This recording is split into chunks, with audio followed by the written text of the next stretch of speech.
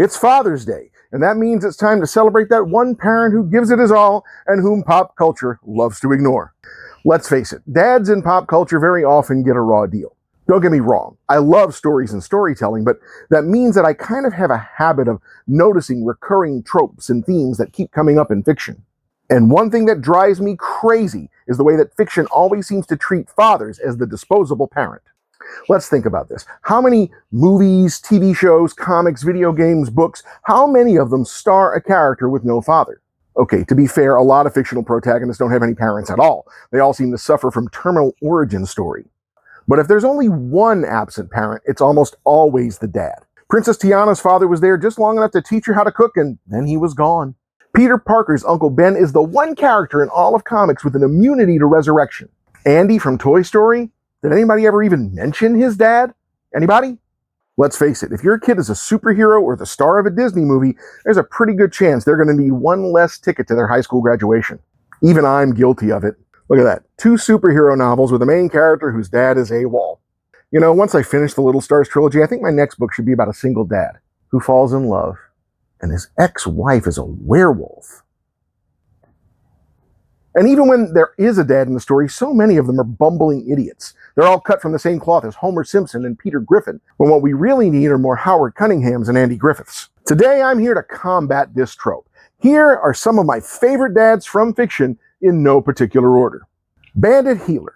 The dad from Bluey is the father of 2 girls with unfathomably active imaginations. Bandit is always down to join them in their games or hold their paws when they're upset. In the episode The Sign, Bandit is ready to move his whole family to another city because he thinks that taking a job that makes more money will make a better life for his wife and kids. But when he finds out that neither his wife nor his kids actually want to leave, that they're all perfectly happy with their life the way that it is, he pulls back from that other job so that they can have the life that they want. Bandit is the dad that we all aspire to be. Jonathan Kent, Superman's dad. Jonathan and his wife Martha pulled a baby out of a rocket crash and adopted him. And when they find out that he has the power to basically take over the world, instead they raise him into somebody whose only goal is to protect it. I don't care what corner of the multiverse you're from, that's A+ parenting right there. Bob Belcher. The owner of Bob's Burgers has 3 kids, each of whom would be a handful just by themselves. An anxiety-ridden boy-crazy preteen, a middle child who has the worst case of middle child syndrome in history, and a chaos goblin. But he always supports them, always backs them up, and never tries to discourage their dreams, no matter how insane they might sound. The one time Louise actually calls him daddy after he gets her to grudgingly admit that she wants to follow in his footsteps, it absolutely melts your heart. Philip Banks from The Fresh Prince of Bel-Air, father of 3 and eventually 4, he was still willing to take in his wife's nephew with whom he had always had kind of a tempestuous relationship. But despite his rough upbringing, Phil takes Will in, makes him a part of the family, and teaches him what paternal love really is. And there wasn't a dry eye in the house during that season finale when Phil calls Will his son. Alfred Pennyworth of Batman fame. How many of us would take in our boss's child if the boss and his wife were victimized by terminal origin story syndrome?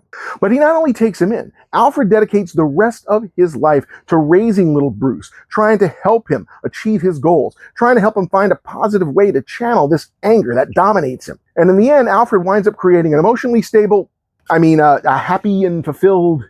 Look, Alfred did the best that he could, okay? Benjamin Sisko, the Star Trek captain of Deep Space Nine, and one of the few cases where terminal origin story takes the mom instead of the dad. Ben, a single father, is tasked with maintaining order on a space station that's constantly being invaded by shapeshifters, clinging to a portal to another section of the galaxy full of hostile aliens, deal with the fact that the natives of the planet he's orbiting have turned him into a religious figure against his will, and handle the fact that his son Jake is hanging around with that Ferengi boy again. Now, when he finds out that Jake doesn't want to join Starfleet as he had always assumed, Ben immediately supports his goals of becoming a writer. Even when you're the emissary and tasked with winning a galactic war, that's no excuse for not being there for your kid, and Ben knows it.